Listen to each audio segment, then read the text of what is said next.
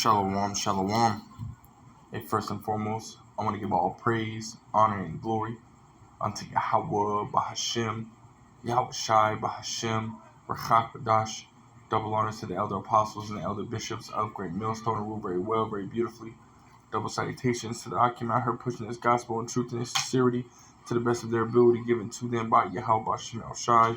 Peace, blessings, and salutations be unto the elect scattered abroad.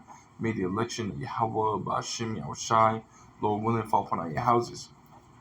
And man, so I was meditating, ultimately, because my pops, he's in this truth as well, man, and he had done a lesson, going into this dream about Jacob's trouble that he had, right, and it was very beautiful, Lord will, I can repost that lesson, a little bit later, very heavy dream, man. And there was ultimately miracles in the dream. There was miracles that were being done, in order to protect him, and whoever was with him from, Esau, Edom, right?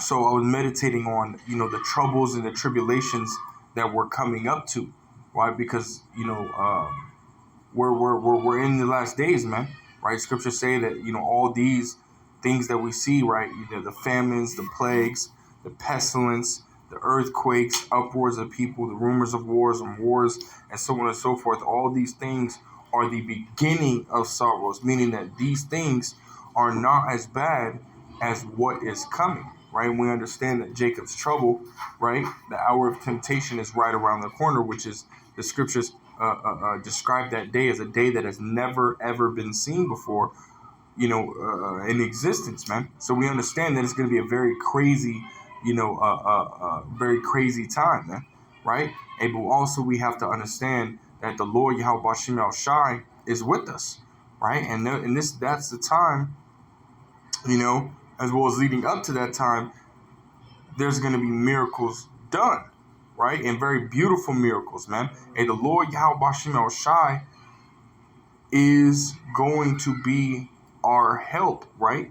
Our shield and our buckler in the times to come. And I have this picture, of Daniel in the lion's den, because that was a beautiful account of the Lord being with the prophet Daniel, man, right? In the time of trouble, in the time of need, right? Which you could ultimately go and read that chapter in Daniel's the sixth chapter, right? And read about that account, right? Which Lord will ultimately get it, right? Because again, the Lord, made it to where he was, protected from those lions, man. Even though the lions were basically starved out, so that they, so that they can eat whoever gets put in there, man. Hey, but the Lord, made it to where those lions weren't hungry, man. Either that or they were full. However, the Lord made it to be. Hey, they didn't come up against Daniel, man, the prophet Daniel. It was a beautiful account, man. It's a faith-building account. Hey, so it's Daniel's the third chapter talking about the three holy children, man. Meshach, Shadrach, and Abednego, man. But I want to go into this other account in Second Maccabees, the 11th chapter, dealing with Judas Iscariot, Judas Maccabeus, Judas Maccabeus, right, in the Second Maccabees, right, when they were ultimately, had a nation, right, a different peoples, having their army come up against them, man, right, and they were basically,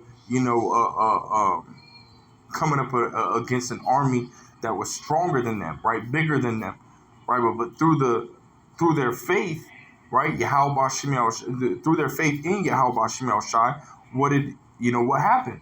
Hey, the Lord was their help in those times, man. Matter of fact, we're just going to get to it. I don't want to talk too much.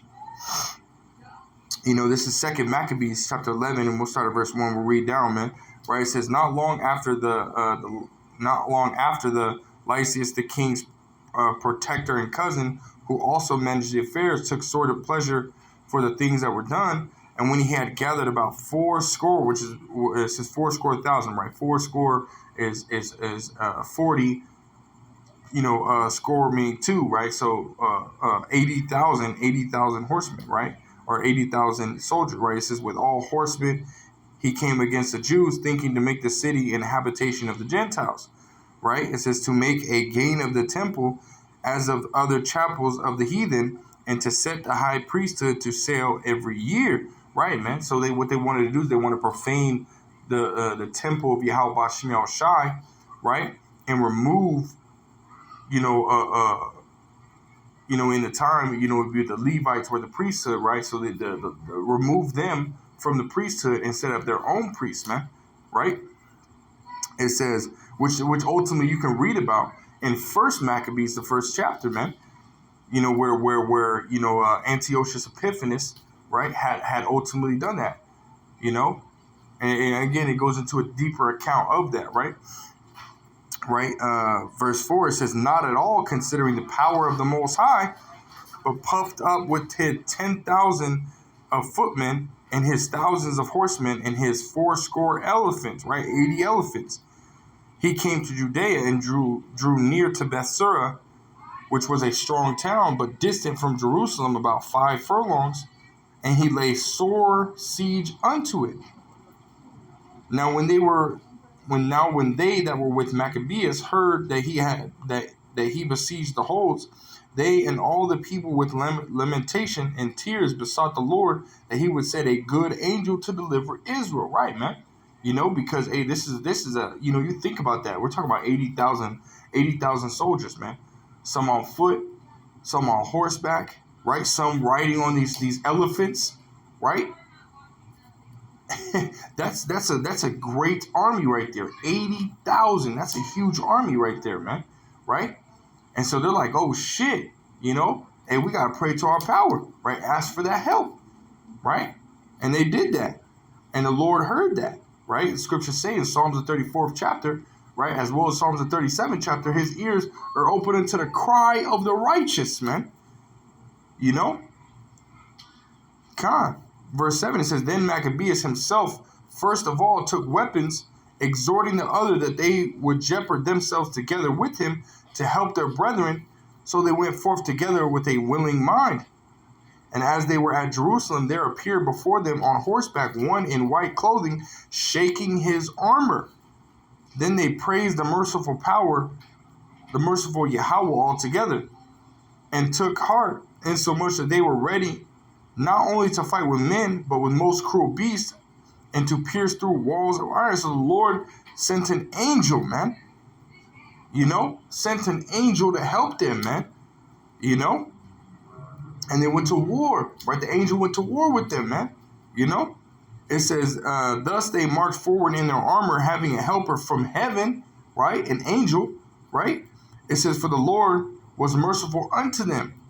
And giving a charge upon their enemies like lions, they slew 11,000 footmen and 1,600 horsemen, and put all the other to flight. So, hey, the Lord Yahweh Shem Yahweh Shai, was there in their time of need, man. He heard their as a matter of fact, let's grab that real quick.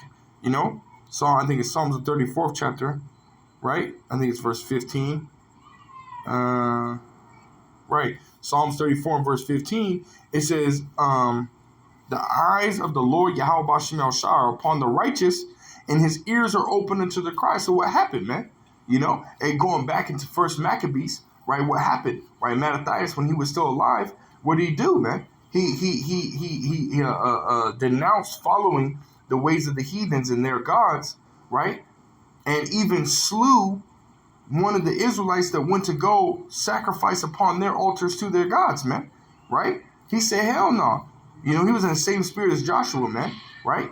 As for me and my God, right? Joshua 24 and 15. As for me and my house, we will serve the Lord Yahweh Shem Yahweh Shai. Mattathias was in the same spirit, man. So it was Judas Maccabeus, all his brother Simon, his brother John, so on and so forth. All of them were in the same spirit. And all those that followed, Judas Maccabeus, they were all in the same spirit. They were serving Yahweh Shem Yahweh Shai, man. They said, fuck the heathens, man.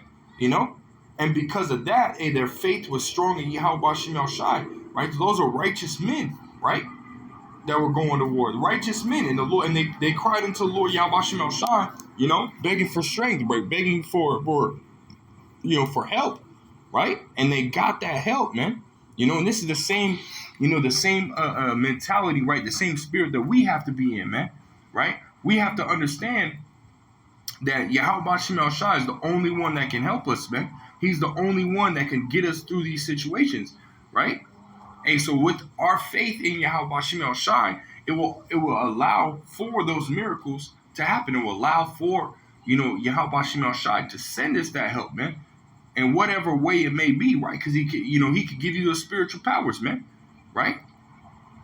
He could very well give you spiritual powers, or he could do, like as we just read, send an angel, man, right? And you saw, if you go back to the beginning of the lesson, right, you see Daniel's in the lion, Daniel in the lion's den. Hey, but if you look in the background and you see this angel kind of standing over Daniel in that picture, man,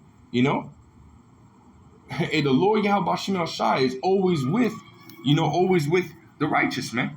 Always with, he will always be with the elect, man, no matter what situation, man. He will always be there, man. He is our help, man. Right? I'm going to go to Psalms 31. And there was a precept I wanted to get. I have it kind of pulled up right here. Oh, it's like Psalms 33 and 20, right? It says, our soul waiteth for the Lord. He is our help and our shield, man. Right? Hey, the Lord is going to protect us, man, no matter how it may be, man. Right? Again, sending an angel, sending us those spiritual powers, right? Sending the Spirit, right, to tell us, hey, go this way or go that way, or do this or do that, or stop, wait, hold on, crouch down, whatever it may be, right? Because we understand that, in those days we're going to be like pilgrims, man. We got to move around, right? So if the Lord's dealing with you, and you best believe that these miracles are going to be done, man, right? Hey, don't underestimate, Yahweh Shemel Shai sending you the Spirit, giving you these signs, right? On which way you need to go, or how you need to move in these times, man. Right? It doesn't just go all the way to him sending an angel or him giving you superpowers, man. Right? It goes all the way down even to those little signs. Those are still miracles in itself, because the average person is not going to get or receive those signs, man. Right? It's not going to happen for them, man. They're just going to be given up to the slaughter, man. That's just period, point blank, man. And so Yahweh Shemel Shai, he's our help, man. Right? Drop it down to Psalms 37 and verse 40. Right? It says, and the Lord shall help them and deliver them. Right, man? Right? And we have to believe that, man. Scriptures talk about, you can't doubt, man. Be ye not afraid, neither doubt, man. That's 2nd Ezra, the 16th chapter, right? The 73rd or 74th verse, man. Be ye not neither doubt, man. So we can't doubt, right? And just, what does it say? It's like you. Let me get a drink.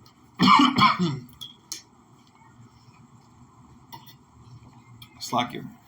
As it says in Sirach, the 2nd chapter, the 10th verse, look at the generations of old, man. Right, so we're looking at the generations of old. We just pulled up an account of our one of our forefathers, right, our ancestors that called upon Yahweh Shemel Shai. He cried unto Yahweh Shemel Shai, prayed to Yahweh Shemel Shai for that help in the time of trouble. And what happened? Hey, the Lord heard him and answered that prayer, man. He answered that prayer quick, fast, and in a motherfucking hurry, man. And excuse for my French, man, I be getting so excited, man. That builds your faith, man. Reading these scriptures, man. Going into accounts like this, man. And it's beautiful, because that's how you know it's the Spirit. Because right before, I didn't know of an account to ultimately pull up, man. Right?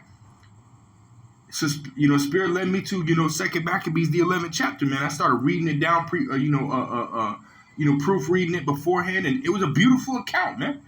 Beautiful account, man.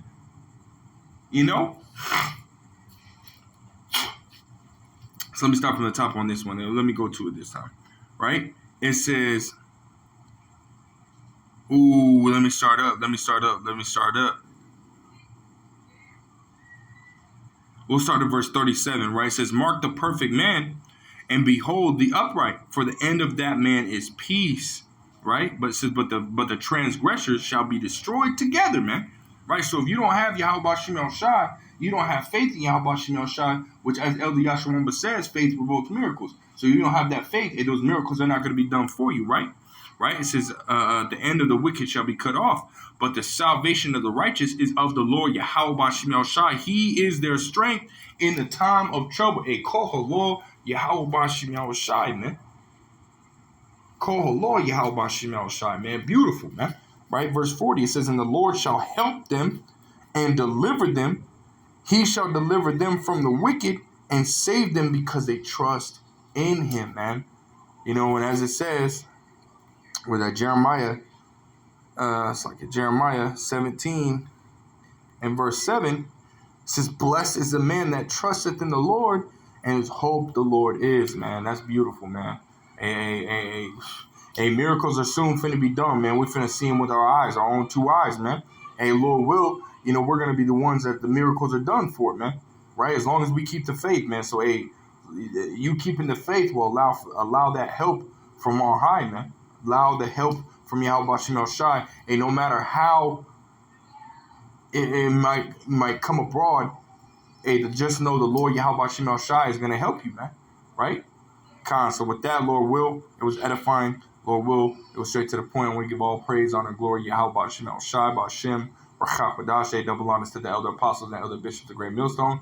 Peace, blessings, and salutations be unto the elect scattered abroad. I want to say shalom to next time.